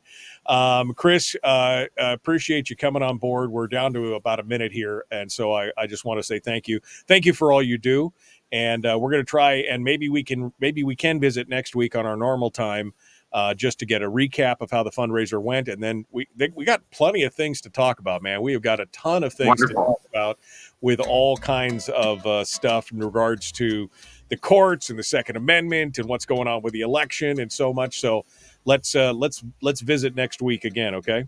Sounds good. Yep, I look forward to being back on. All right, so WTTA.org/fundraiser. If you want to take Chris's money, now's the time to do it. Throw 50 in the kitty, get 50 back to match it up. So it'll be good stuff. Chris Cheng, hold the line, my friend. Folks, we're out of time. The Michael Duke Show. Common sense, liberty-based, free thinking radio. Willie Waffle up next.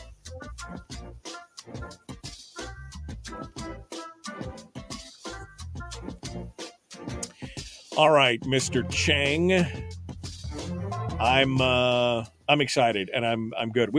I'll reach out to Mike and see if I can get him on the program as well to talk about this, because I think this is an important thing. They've been doing good work. Yeah, they've been doing good work for a long time. And, it's good to see somebody. For folks who don't know, WTTA was founded by Michael Sedini, who was a president of American Eagle. It was a big conglomerate. Yeah, imports. They were a big conglomerate, firearms distributor. And he said, this is important, obviously, distributing the firearms and getting them out there and doing all that. He goes, but there's also some other stuff and that is important, and that is the mental health. And I think everyone should be, if you're going to throw $50 at, Firearms Policy Coalition or GOA or NRA, think about throwing $50 at the WTTA, because that's another aspect that we really need to focus on. And I think it's important. Anything else we need to know this week, Chris, before we let you go, other than the fundraiser and we're trying to take your money? Yeah, and the fundraiser is my sole focus, and again, Walk the Talk, they have been doing great work. And I'm very judicious around choosing which organizations that I support, right? With my money, and I admire and respect and impressed, by the work that Walk the Talk has done over the years. So, they are doing incredibly impactful and meaningful work. And again, for those of us who believe that, focusing on mental health is a key solution to reducing gun violence in our country, I want to encourage you to support Walk the Talk America, and head over to WTTA.org/fundraiser and help make our country safer and stronger. Yeah, absolutely. All right, my friend, we will see you next week, same time, same bat channel, same bat time. Yeah. Right here. We're going to do it. It'll be great. So I appreciate that. Thank you so much for coming on board, and look forward to talking to you again next week. Thanks as always. All right. Thanks so much. Chris Cheng. Chris Tang? I gave him a new name. Chris Cheng, Top Shot Champion, Season 4. It's all good stuff. All right. What else we got here? Let me go back to the chat room here and see what you guys are talking about. That was a sound effect for the swoop while we go. Come on, there we go. Brian says, in regards to the veterans who might be afraid of going to the the doctor, the head shrinker, over something about losing their gun rights, he said, or simply being afraid of being stigmatized. Couple that with weak HIPAA enforcement, poor cybersecurity of medical records, etc. Yeah.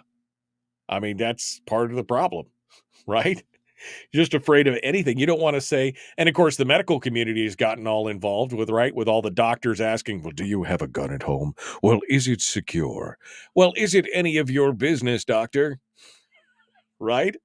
Is it any of your business? You're going to put all that stuff in my medical record, which is, Jeannie says it. HIPAA is passed. Everybody has access to your musical records. She meant your medical records. But you know what I mean, right? What are you going to put in there that I want everybody to know? It's a frustrating situation. In regards to my commentary about Trump, Jim says, no POTUS is perfect in all issues. Washington and the Whiskey Rebellion. Adams and the Alien and Sedition Act. Jefferson and the Louisiana Purchase. Lincoln crushed the Constitution. Nixon took us off the gold standard. I'm sure there are many other examples. Sure. Reagan and the FOPA. We could go on and on and on. I'm not saying that there's any perfect candidate. I'm saying we should be leery of certain things. And let me ask you, Jim, if you were going to vote for any one of those presidents and you knew that this was going to come up, wouldn't it give you pause? I'm not saying that, I'm not saying to vote for the other guy. I'm just saying we should stop acting like they are the second coming, the savior of the world, that they can do no wrong, that we should just stop deifying some of these guys, because they are human. They all have flaws and they all make serious mistakes, whether it's the pro-life issues that Trump stood by or whether it's the gun issues that he stood by. There's no perfect candidates for sure. So stop deifying them. Randy says talk show host Ben Shapiro, who's very smart, was not that keen on Trump during the Republican primary.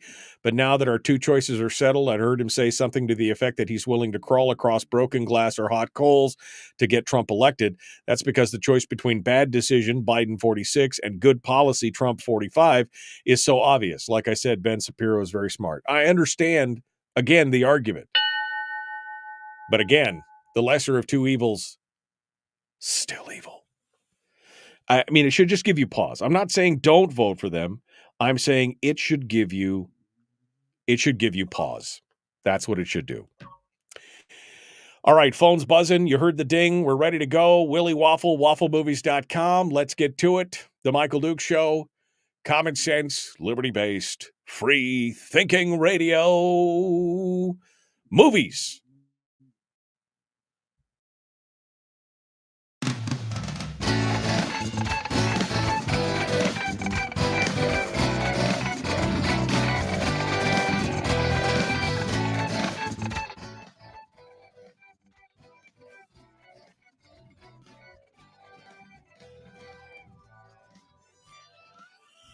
Okay, weekend time. I'm ready. I'm always ready on Friday, you know? I do the show and then I'm like, oh, I got to go do a full day's worth of work too. And I'm just like, I don't know if I'm ready for that. I feel like I deserve it. I deserve just to have the rest of the day off, right? I mean, it should be what happens. I'm sure Willie Waffle feels the same. Willie, how you doing, my friend? Oh man, come on. Is this week just over? Just end this week. End it. Just end it. Just make it just axe it in the neck. It's done. All right. Well, let's talk about some of the entertainment news before we get into the movies or the streams or whatever. This brings me back to my childhood. Tron. I remember watching that. I remember first watching that in theaters back in 1982. I remember watching it. What a crazy flick. And then, of course, the 2010 one was also very good. I enjoyed it anyway. I don't know what you thought, but they're bringing it back again. Yeah, we're going to get a third Tron movie. And the first one, like you said, the one back in 1982, it was very groundbreaking. It was like one of the first ones to use a lot of original computer generated graphics. Like, it really almost took place on a sound stage and they inserted all these things around it. Right. The idea being that these guys have been captured basically in a video game. And so they were living in that video game. And, then we had the sequel, and then now we're going to get a third sequel, and they're turning this one around. This one's going to have a new twist. It's going to be Tron Ares, and it's going to star, of all people, Jared Leto. Oh. And he plays some sort of computer character that has crossed over into the real world. Oh, so they're swapping it back and forth now. But Jeff Bridges is still there, right? Jeff Bridges is still there. Yeah, so they're going to bring back Jeff Bridges. Jeff Bridges, of course, the star of the first Tron, the star of the second Tron. They're going to have him as the star of the third. I don't know how, but they announced that he's in it. And matter of fact, the funny part was when he made the announcement that, hey, I'm going off this weekend to make the Tron movie, his publicist is like, oh, dude, he already filmed his part. I don't know what he's talking about. Like, yeah, he's done. He did what he's supposed to do. So it sounds like it might be like cameo time or something, like, real short bits and pieces. And, come on, if you're going to do Tron, at least bring him in. He's the guy. Yeah, well, and is Bruce Boxleitner dead? I don't remember. Is he dead? I'm not sure. Now I got to know, because we're going to have to look that one up. Because Bruce Boxleitner was in the first movie, right? Yes, and he did a bunch of television shows and everything else. He's still kicking, 73 years old. Good for him. Yeah, still kicking. But I guess he did get killed in the first Tron, but it's inside of a computer. So why couldn't they just pull a copy of him out? Yeah. It's a copy, or it was this copy who got killed, and he's been on the run and hiding for 40 years. Well, I mean, let's face. I mean, I'm not giving anything away here. The second movie was in 2010, 14 years ago. But I mean, they basically had two copies of Jeff Bridges, right? So I mean, why couldn't they have another copy of? Yeah. Oh well. Okay. So any buzz on that? Just that it's anybody else attached? It's gonna happen. That those are our two big names right now. Look for it next year, and Jeff Bridges will be cashing that check any day now. Cha-ching, cha-ching. All right. He might need it if he's a subscriber to Peacock, because Peacock's prices are going up. Oh God, I know. Again. Let me say that again. So about a year ago, after raising prices, Peacock has decided to raise prices for subscribers again. And guess what? They're going to do it just in time for the 2024 Summer Olympics. Of course they are. Yes, my friends. If you're a new subscriber in mid-July, the ad-free and the ad-filled subscriptions are going to go up by $2 a month. Now, if you're a current subscriber, your extra $2 kicks in, whatever your next billing date is after August 18th. So, cheer on America. Go for a swim, root for the basketball team, and know that you're helping America by throwing a few more bucks into the pile there. Well, yeah, because I'm sure they paid millions of dollars for the broadcast rights of the Summer Olympics. Massive amounts. And I'm sure that they have to find some way to pay it back. Now, I have Peacock. I want to say it was pretty cheap when we got started. It was like $5 or $6. I mean, I don't think it was very much. So, and I think there was even an ad-free version where you just, or not ad-free part. There was a free version where you had to watch the ads, right, and that's gone. you know? So I just wonder at what point, because remember we first started talking about how I cut my cable bill. You know, everybody's like, I was paying $130, $140 a month, and now I'm paying $50. You know, but at what point does it reach that, you know, where it's just as expensive as cable? Oh, absolutely. I mean, this has been the talk over the last 6 years. You know, you've got all these streaming services that are now adding up to your cable bill. Now, the upside is at least it's a la carte. Okay, you know, like if I don't want BritBox, I don't have to pay for it. If I don't want ESPN Plus, I don't have to pay for it. You know, but if you want to kind of re-simulate, for lack of a better term, your cable experience, and you get Netflix and Peacock and Paramount Plus and Apple Plus and this and that, it's getting up to about the price of cable. Yeah, no, it's kind of crazy. Which, you know, I guess it's better because it's kind of more a la carte, but there will come a time when I just start turning stuff off. I mean, that's just going to be the way it is. At some point, I'm just going to turn it off and be like, nope, not going to watch that one anymore. Well, I think, you know, you have to break out of the old theory or the old feelings about watching television, where you had to watch whatever was the hottest thing. Everybody had to watch the hottest thing.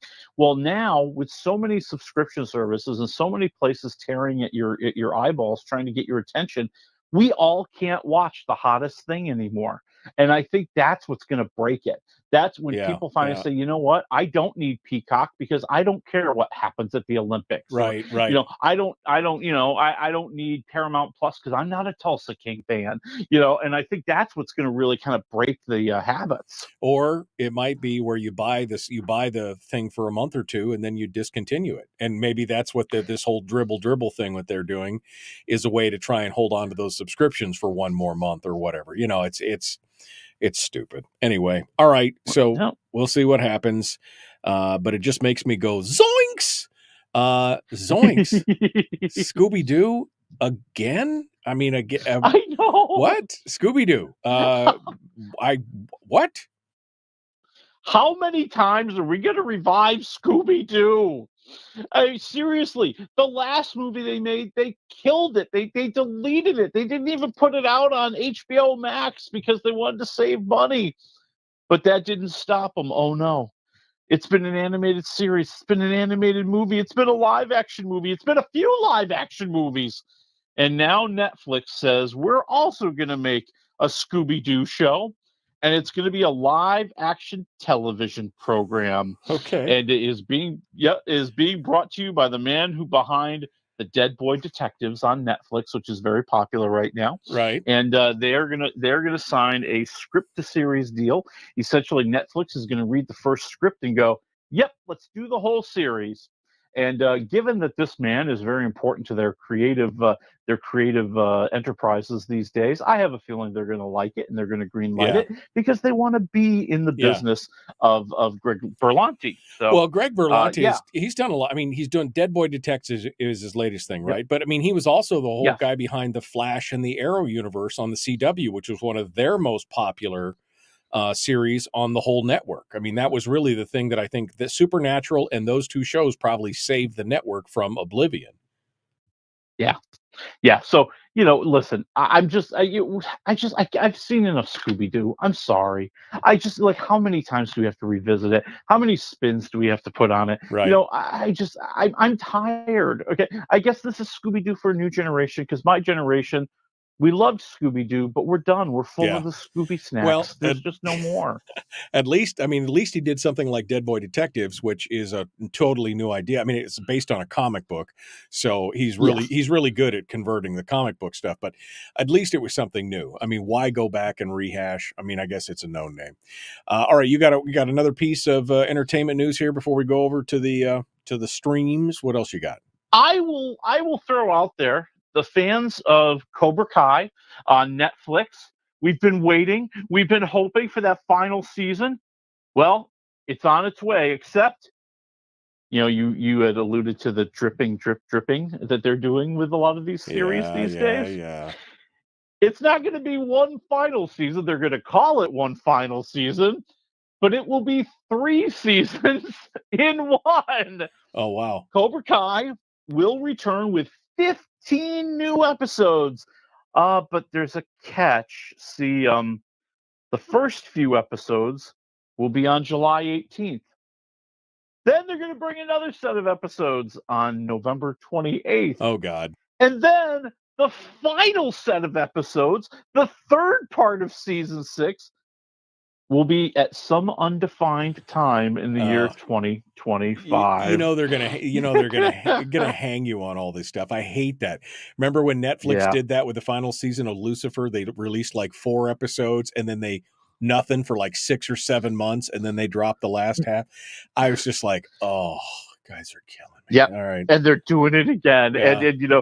And so I would think that they'll logically go 5, 5, and 5. But this being Netflix, they could front load it. Yeah. They could front load it. They could, maybe they do like 6 first part, and then 4 in November, because that gets you to Christmas. Yeah. And then 2025, you get the rest. Who knows? Yeah. But I want to see my characters again. I want to see how it all ends.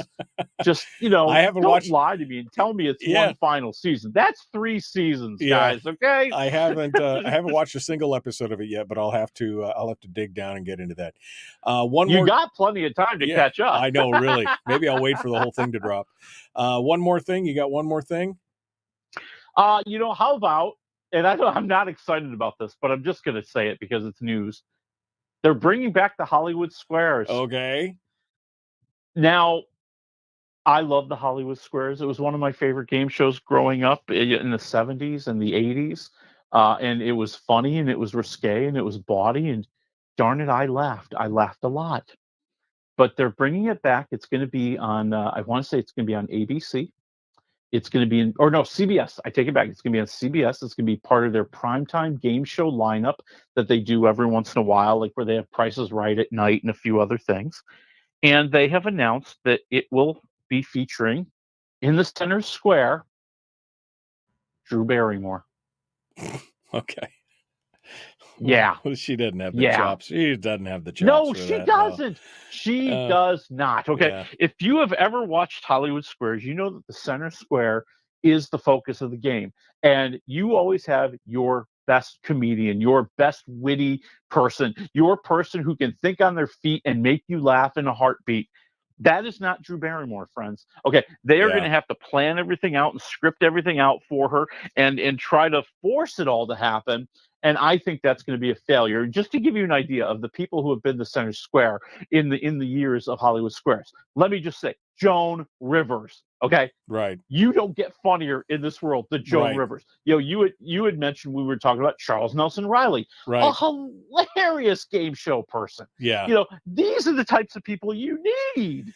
Not going to happen, my friend. Not going to happen. All right. I just looked at the clock. Holy cow, man. We're running out of time. I know you didn't get a chance to see Unfrosted, which is the Netflix movie about the Kellogg's post-war, because they won't From let you Jerry see it. Seinfeld. Yeah, they won't let you see it. So this is like really being kept quiet. The story of the Pop-Tart. All right. So we'll skip over that one.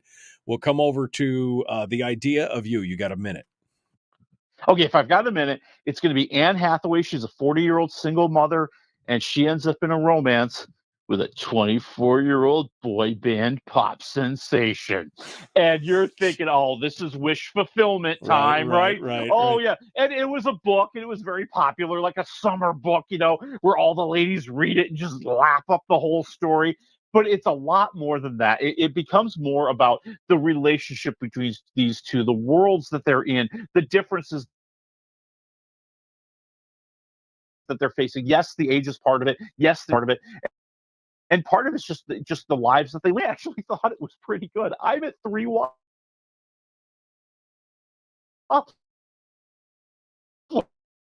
Oh, wow. Okay. All right. Yeah. Movie. The Fall Guy. If you get ready for it, I know we're running out of time. 3.5 waffles. Okay, the revival of the Fall Guy show for the 80s games. They use the general idea, but they really make it something new. And Ryan Gosling is just hilarious as this stuntman who suddenly has to try to find a missing star of the movie, and of course wanders into a mystery that he just can't handle. Oh, really? Okay, so it does follow the premise of the show a little bit. I'm okay. A little bit. I'm interested in it. All right, so 3.5 waffles. All right. Willie, sorry, we're out of time, my friend. It's always good to talk with you. Folks, we'll see you on Monday. We got Melissa Burnett and Rob Myers on Monday.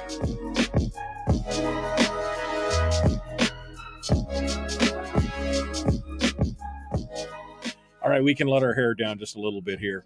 I mean, I'm kind of it's kind of crazy that they didn't let you see Unfrosted, which is the story of the Pop-Tart directed and written by Jerry Seinfeld. You'd think they'd be showing that thing off. Starring Jerry Seinfeld. Yeah, I mean, I'm like, what's going on? I mean, are they afraid of it? Are they worried? What's going on? They have just unleashed the marketing animals in every way you could ever imagine. I mean, Seinfeld has been making headlines in entertainment news for the past couple of weeks, and raising the awareness that the movie's coming out today. But it's just, there's just this silence. It's like, well, it premieres at 3 a.m. In the morning Eastern time on Netflix, and have a good time watching it at that point. Wow. Okay. All right. So you didn't get the extra early critic streamer or anything. That was it. No, nothing like that. Now the idea is that it's supposed to be a real gonzo, over the top, complete farce of a movie, based in 1963 when Kellogg's and Post are battle warriors in the breakfast food aisles, and they decide they need something new, something more than cereal, something different. And that's when the Pop-Tart is invented. All right. And it's a great premise. And it's based on, Jerry Seinfeld does a really great bit. I've seen him do this in his stand-up act, where he talks about what was that moment like when those guys invented the Pop-Tart. And he talks about when he was a kid and he first saw the Pop-Tart and it blew his mind. And he talks about how perfect the breakfast food it is and how it's the greatest thing that ever happened to him as a kid. It's a great bit. I hope the movie's just as good. All right. Well, I guess we'll wait to see it you can tell us more about it next week. Back to the Fall Guy. Yeah. I was a little suspicious, ambivalent. Yeah. I don't know, just a little leery of thinking that this might be, although I like both Ryan Gosling and Emily Blunt as actors. I mean, I thought, they're good actors. But I thought, they're going to rehash something, but this actually does it well. I think it does it well. I mean, I think the two of them work really great together. And sometimes you get upset that there's a little something for everybody in a movie. This time I'm kind of happy there's a little something for everybody in the movie. The idea that, Gosling is this stuntman he kind of left under not suspicious, under unfortunate circumstances. He had a torrid affair with Emily Blunt. She was a camera person, a tech person on movies, and they had this wonderful love affair. But now she's directing her first movie. Has disappeared. Ryan Gosling is kind of fooled into coming in and joining the production. The two of them are not happy seeing each other again. He's out there fighting the bad guys, going into all sorts of crazy, wild scenarios that you couldn't imagine as he tries to solve the mystery. And then I think that's where it gets a little bit lost. I think the mystery is just a little overdone. I don't want to give too much away, but I just felt like it wasn't mysterious enough. I didn't like that twist, if you will. Okay. And then how they have to resolve it. But I'm at 3.5 waffles. I'm good. Well, that's not bad. It's not bad for a good weekend's worth of entertainment. That one's in theaters. You got to go watch it at the theater. In theaters. Yeah, in theater. The Idea of You with Anne Hathaway on Amazon Prime, and Netflix Unfrosted. I guess we'll see that comes out. Well, we'll see. We'll see what happens. Yeah, hey, have fun. Just flip on Netflix tonight and see what you think. It's got a lot of folks in it. All right. Okay. Well, we'll watch it. Willie Waffle, wafflemovies.com. Thank you so much for coming on. You got it, man. All right. Melissa Burnett Fairbanks School Board on Monday. Rob Meyer, State Senator, also on Monday. It's going to be a busy Monday. We'll be back then. Have a great weekend, my friends. We'll see you then.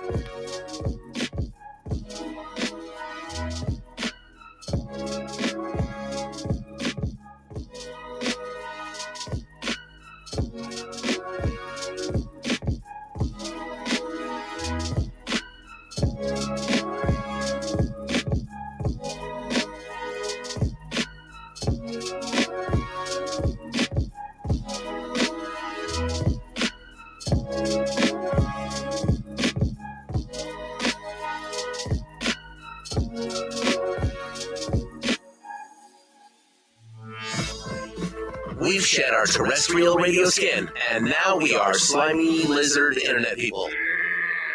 It's the Michael Duke Show.